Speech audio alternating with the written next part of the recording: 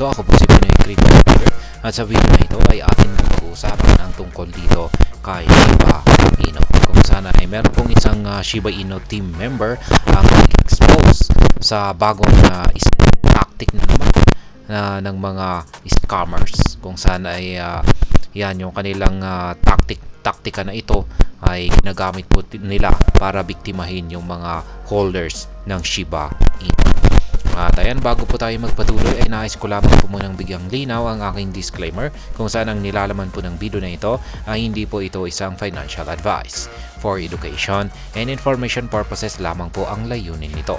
Maliban po dito ay nais ko na rin pong magkaibabala na wala pong kahit anumang group chat ang Pinoy Crypto Trader.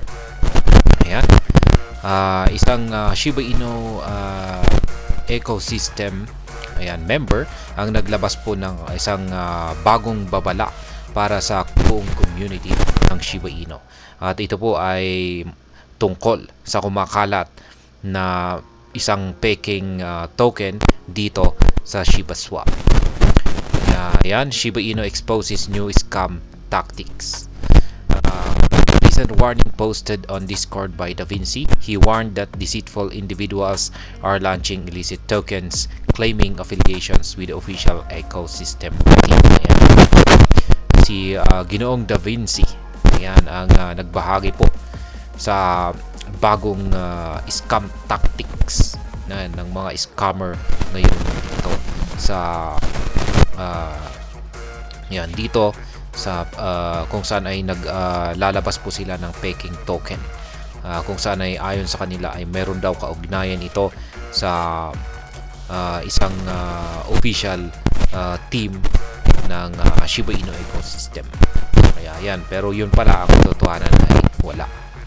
DaVinci's warning was shared by top Shiba Inu community member Digark on X yesterday. Ayan, yung babala po ni Ginoong DaVinci dito ay ibinahagi ng isang top community ni Shiba Inu, top member ng community ni Shiba Inu na si Digark. Ayan, ito po yung actual na tweet. Ayan, actual po pala na actual na tweet ni Digark. Ayan, SHIB Army extreme caution is advised in these volatile times. Ayan. The Shiba Inu Discord admin pointed out that these malicious actors are no longer using their routine RYUC research mediums to give false credibility to these illicit projects. Ayan, sa madaling salita ay nagbago na po yung estratehiya ng mga scammers na ito.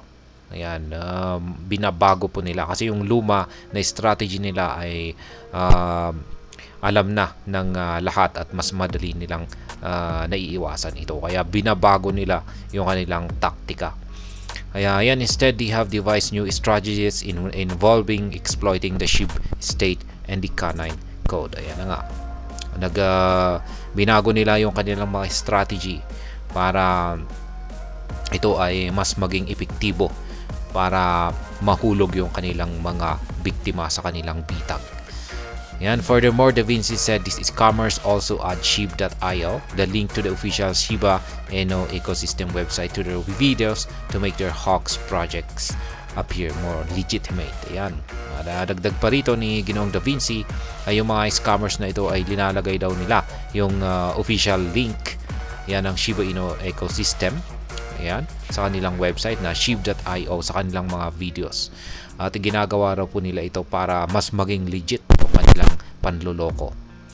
Notably, Discord admin urged community members to always conduct due diligence before investing in any token. Kaya yan po ang payo ng Discord admin natin na si Ginoong DaVinci, kung saan ay kailangan daw po nating magsagawa ng due diligence, or kailangan nating imbestagahan or i-research or saliksikin muna ang tungkol sa isang token bago po tayo mag-invest dito. Kaya yan, sabi ni Ginoong DaVinci dito ay ang team ng Shiba Inu ay hindi pa nila inilalabas ang bagong token na si Treat. Ayan. Kung saan ay yung Treat token na ito ay ito po yung ginagamit ng mga scammers ngayon. Ayan, para loko Ayan, para makahanap ng mabibiktima na mga SHIB holders. Kaya, ayan. At hanggang dito na lamang po tayo sa video na ito mga ka-crypto. Sana po ay inyong nagustuhan ang aking paliwanag sa video na ito. Kung inyo po itong nagustuhan ay pakiclick lamang po ang like button nito. Para naman po sa mga bago lamang dito, kayo po ay aking inaanyayahan para mag-subscribe. Pakiclick na rin po ang bell icon nito dahil ito po ang siya magsisilbing notification nito sa mga bago kong videos na akin pong ina-upload sa aking YouTube channel na ito. Marami pong salamat sa panonood. Ingat po tayo lagi at God bless po sa ating lahat.